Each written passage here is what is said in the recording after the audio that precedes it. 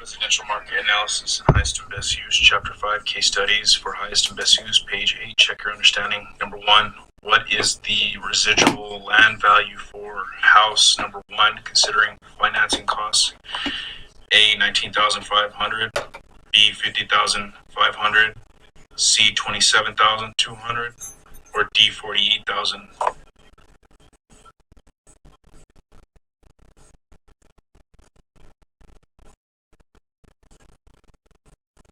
Go C, 27,200. Number 2, what is the residual land value for house number 2 considering financing costs? A, 25,200, B, 55,500, C, 27,200, or D, 48,000. I'm going to go A, 25,200. Number 3, what is the residual land value for house number 3 considering financing costs? A, 48,000, B, 27,600, C, 58,500, or D, 44,200. I'm going to go C, 58,500. Number 4, which house are considered financially feasible considering financing costs? I'm going to go, A is house 1 only, B is house 1 and 3 only, C is house 2 and 3 only, or D, none of the above. I'm going to go C, house 2 and 3 only. Number 5, which house produces the greatest residual land value considering financing? A, house 1, B, house 2, C, house 3, or D, they are all equal. I'm going to go C, house 3. And lastly, number 6, what is the highest and best use of this property considering marketing time and financing costs? A, construction of house 1, B, construction of house 2, C, construction of house 3, or D, none of these. I'm going to go C, construction of house 3. Finished. You scored 0%. You needed a. I didn't fucking do shit. So the answer for number 1 is, what is the residual land value for house number 1 considering financing costs? You said C, 27,200. That's incorrect. The correct answer was 50,500. Chapter 5, case study number 3. So $200,000 minus $130,000 minus 19,500 equals 50,500 residual land value. There is no interim financing costs associated with house. Number 2, what is the residual land value for house number 2 considering financing costs? You said A, 25,200. That's incorrect. The correct answer was 27,200. C.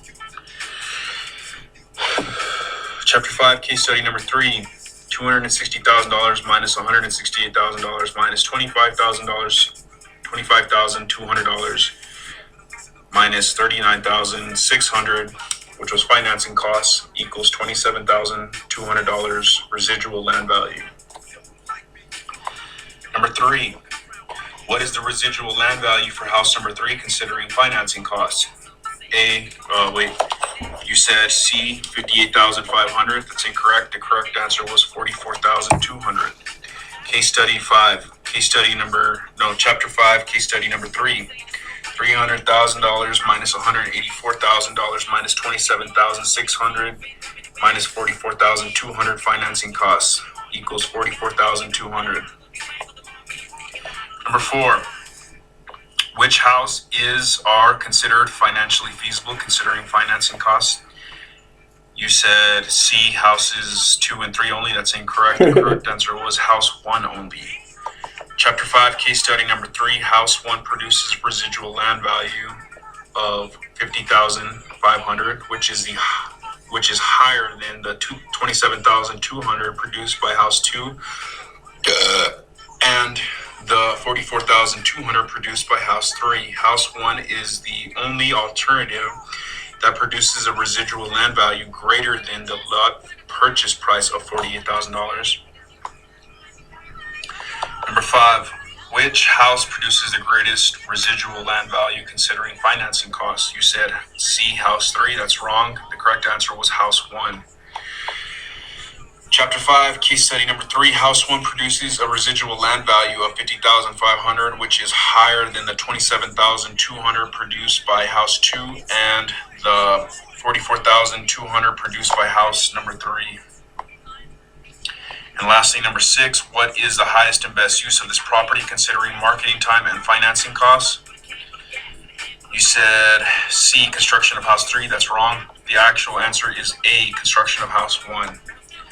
Chapter 5, case study number 3, house 1 produces a residual land value of $50,500, which is higher than the $27,200 produced by house 2 and the $44,200 produced by house 3. Therefore, house 1 is considered maximally productive and is the highest and best use of the property.